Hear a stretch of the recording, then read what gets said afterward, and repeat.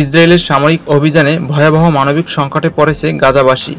উপত্যকাটিতে ত্রাণ সহায়তা প্রবেশ বন্ধ করে দিয়েছে ইসরায়েলি সেনাবাহিনী, যার ফলে খাদ্য সংকটে রয়েছে লাখ লাখ ফিলিস্তিনি। আর মাত্র 2 সপ্তাহের খাদ্য মজুত রয়েছে উপত্যকাটিতে। জাতিসংঘের বিশ্ব খাদ্য কর্মসূচি WFP বৃহস্পতিবার সতর্ক করে বলেছে, গাজায় মাত্র 2 সপ্তাহের খাবার অবশিষ্ট রয়েছে।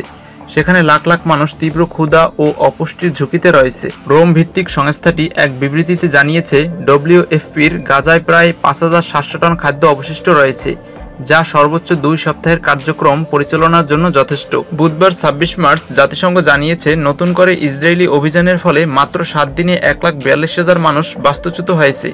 আর ইসরায়েল গাজায় মানবিক সাহায্য প্রবেশে বাধা দেওয়ার পরে সরবরাহ হ্রাসের বিষয়ে সতর্ক করেছে।